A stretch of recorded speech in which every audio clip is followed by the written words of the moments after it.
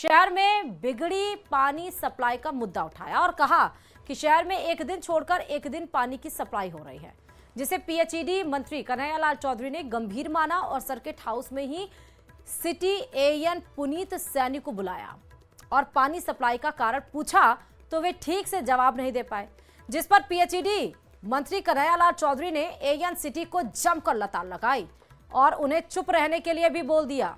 सुनिए sir. Circuit house के अंदर आज समस्या है कि झुंझुनू के अंदर पर डे पानी क्यों नहीं आता, एक दिन छोड़ के एक दिन पानी क्यों आता है। जब हमने इसकी समीक्षा की, क्योंकि यहाँ काम रूडीप के द्वारा किया गया था, उसमें कहीं ना कहीं टेक्निकल मिस्टेक थी, हमारे लोगों ने उसको हैंड ओवर कर लिया। हम उसके देख के उसमें चर्चा करें कि किस तरह से पानी दे, किस तरह से आखिरी छोर तक पानी जाए। उसके लिए मैंने यहाँ के अधिकारी को डायरेक्शन दिया है, मेरे को 15 दिन में रिपोर्ट देंगे, उसमें एक्स्ट्रा कोई चेंजेस करना हो करेंगे, क्योंकि पानी की कोई कमी नहीं है, पैसे की कोई कमी नहीं, फिर भी जनता परेशान क्यों है, इसके लिए हम इसको देख के इसका 100% इसका समाधान करें। जनजातीय क्षेत्रीय विकास मंत्री बाबूलाल खराड़ी शनिवार को प्रतापगढ़ पहुंचे। उनके आगमन पर मिनी सचिवालय परिसर में पार्टी पदाधिकारियों, जनप्रतिनिधियों और स्थानीय कार्यकर्ताओं ने गर्मजोशी से उनका स्वागत किया। इस दौरान जिले में चल रही विभिन्न जन कल्याणकारी योजनाओं की समीक्षा के लिए एक अहम बैठक भी आयोजित की गई। बैठक में मंत्री खराड़ी ने अधिकारियों को निर्देशित किया कि सरकार की योजनाओं का लाभ अंतिम व्यक्ति तक पहुंचना चाहिए। उस अभियान के निमित्त 5 तारीख से 20 तारीख तक सभी विभाग एक एक दिन अपना अपना एक एक एजेंडा लेके काम करेंगे। इसमें जल ग्रहण, पानी को कैसे रोका जाए, क्योंकि पानी बरसता है वो बरसने के बाद में समुद्र में चला जाता है और समुद्र में चला जाता है जिसके कारण से हमारा भूजल है वो बहुत नीचे चला गया। वो पानी यहाँ कैसे रुके, उसके लिए वाटर शेड के काम, एनीकट, और जहाँ ज़रूरत पड़े वहाँ बड़े एनीकट बना करके इस पानी को रोक करके यहाँ का पानी यहीं रहे, जिससे हमारा भूजल स्तर बढ़े। और चलिए बात कोटपुतली से खबर की करते हैं, जहां ग्राम पंचायत नौरंगपुरा में पानी की समस्या से परेशान ग्रामीणों का गुस्सा दिखाई पड़ गया। गुस्साए ग्रामीणों ने मैड शाहपुरा सड़क मार्ग को जाम कर विरोध जताना शुरू कर दिया। ग्रामीणों ने सड़क पर पत्थर और पेड़ों की टहनियां लगाकर करीब 2.5 घंटे तक रास्ता रोक रखा था।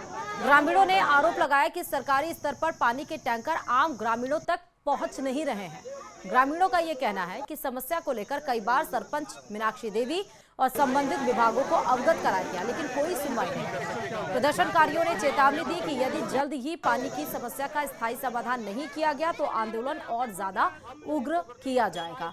सूचना पर अधिकारी पहुंचे, उन्होंने समझाइश की, आश्वासन देकर मामला शांत कराया गया।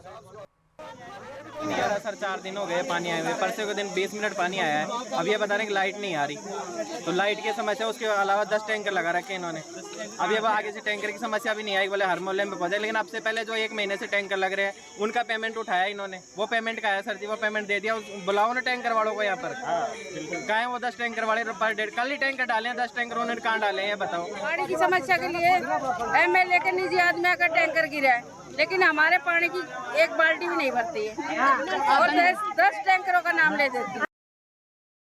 जोधपुर से बड़ी खबर है, निगम की टीम फिर से उम्मेद सागर बांध पहुंची है।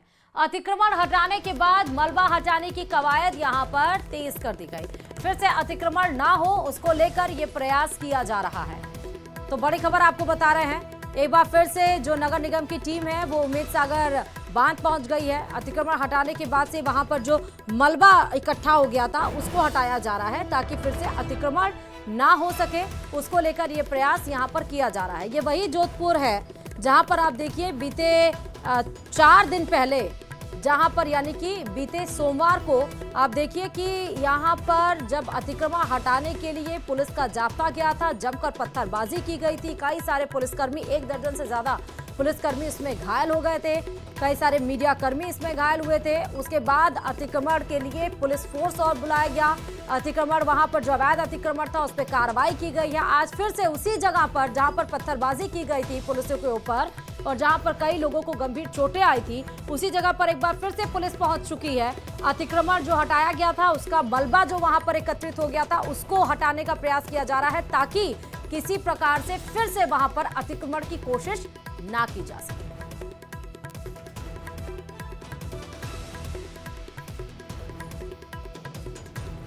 तो अतिक्रमण हटाने के बाद मलबा हटाने की कवायद तेज कर दी गई है। नगर निगम की टीम और पुलिस की टीम साथ में पहुंची है।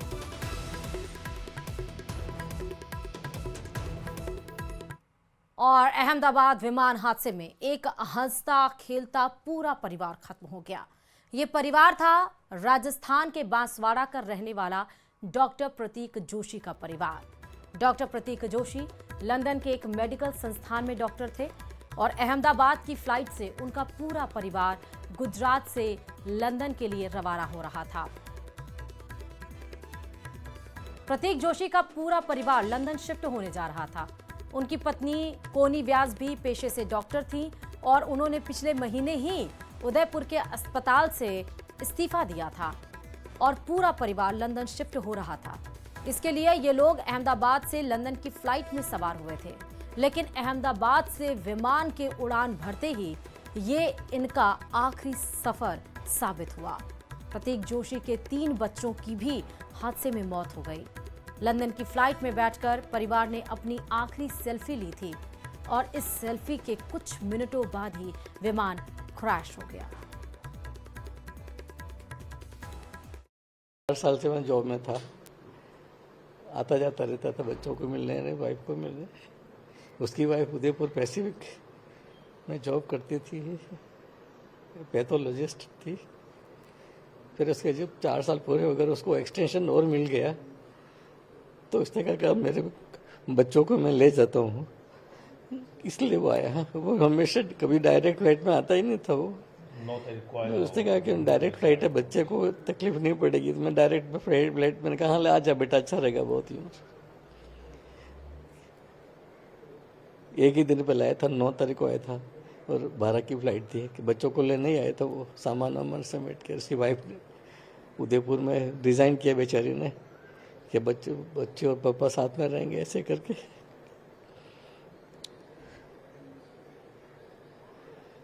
बस फिर वो बेचारी ने 2 दिन पहले ही रिजाइन किया, मेरी बहू ने। उसके बाद हमने वहाँ डीएनए टेस्ट के लिए हुआ तो वो दिए और हम बॉडी के वेट करने के लिए इतने सब वहाँ से बांसवाड़ा से आकर के बैठे हुए हैं और सब वेट कर रहे हैं। तो गवर्नमेंट से ये कि हमें जल्दी से जल्दी बॉडी को जो भी पार्ट्स हैं तो दे सकती है, हैंड ओवर करे, और नहीं दे सकती, खत्म हो गया तो हम हमारे वापस चले जाएं, क्योंकि इतने सब ये परेशान हो रहे हैं। और ये एयर इंडिया की जो एयरलाइंस की जो कमी रही है ये कहीं न कहीं, तो इसकी एग्जैक्ट जांच करवा करके और उसके खिलाफ वो की, ताकि आगे भविष्य में ऐसी कोई दुर्घटना वापस नहीं हो। ये था। और उससे बात हुई मेरी 1:32 पे लास्ट वीडियो कॉल आया था मेरे पास में बच्चे का कि अब हमारे रनवे पे चालू हो रहा है तो मैं लास्ट बात कर लूँ ये करके। तो मैंने कहा अभी और मम्मी को चेहरा बताओ। मैंने कहा वो ऑपरेशन थिएटर में है, डरबी जा करके बात कर लेना आराम से। अभी 8-10 घंटे में तुम पहुंच जाओगे, 10 घंटे में, उसके बाद तुम बात कर लेना, अभी जल्दी मत करो और आराम से तुम जाओ। ये करके बात हुई। और उसके चलिए बात कर लेते हैं अहमदाबाद में प्लेन क्रैश हादसे में हनुमानगढ़ जिले के पीलीबंगा निवासी डॉक्टर मानव भादू की, क्योंकि उनकी मौत इस हादसे में हुई। डॉक्टर मानव भादू का उनके पैतृक का शहर पीलीबंगा में गमगीन माहौल में अंतिम संस्कार किया गया। इस दौरान पुलिस प्रशासन और जनप्रतिनिधियों ने मानव भादू को श्रद्धांजलि अर्पित की। मानव भादू अहमदाबाद में बीजी मेडिकल कॉलेज में मेडिकल की पढ़ाई कर रहे थे। मानव भादू परिवार में इकलौते थे और पिता हनुमानगढ़ में निजी बैंक में कार्यरत हैं, लेकिन अब उनका इकलौता बेटा अब उनके बीच नहीं रहा। आज अंतिम विदाई उनकी हुई, अंतिम संस्कार हुआ गमगीन माहौल में, जहां शहर के सभी लोग उन्हें नम आंखों से उन्हें श्रद्धांजलि अर्पित किए। और ये एक दुखद घटना है और ईश्वर से प्रार्थना करता हूँ कि जो भी इस दुर्घटना में ये संसारिक लीला छोड़ के गए उन सबको भगवान अपने चरणों में स्थान दें और उनके परिवार को हर प्रकार से दर्शन रहे सके। क्योंकि जो मानव भादू वार्ड नंबर 22 पीलीबंगा के श्री दिलीप जी भादू के लड़के हैं, जो उनके पिताजी बैंक के एम्प्लॉइज है और बड़ी मेहनत करके, एक छोटा पुत्र था, बड़ी मेहनत करके बच्चे को पढ़ाया। बच्चा होनहार था और अहमदाबाद में मेडिकल कॉलेज में ये अपनी तैयारी कर रहा था। इजराइल ईरान के बीच भीषण युद्ध के कारण कई देशों ने सुरक्षा कारणों से अपनी हवाई सेवा रद्द करने से विदेशों में बड़ी संख्या में भारतीय नागरिकों के फंसने की जानकारी मिली है। इस ग्रुप में जैसलमेर के भी 3 सदस्य शामिल हैं। सभी ने सरकार से उनको जॉर्जिया से सुरक्षित निकालकर भारत लाने की गुहार लगाई और इसी कड़ी में राजस्थान से जॉर्जिया गए चार्टर्ड अकाउंटेंट्स एसोसिएशन के 61 राजस्थानी नागरिक भी फंसे हैं। सभी जॉर्जिया में कॉन्फ्रेंस अटेंड करने गए थे। इस ग्रुप में जैसलमेर के भी 3 सदस्य शामिल हैं।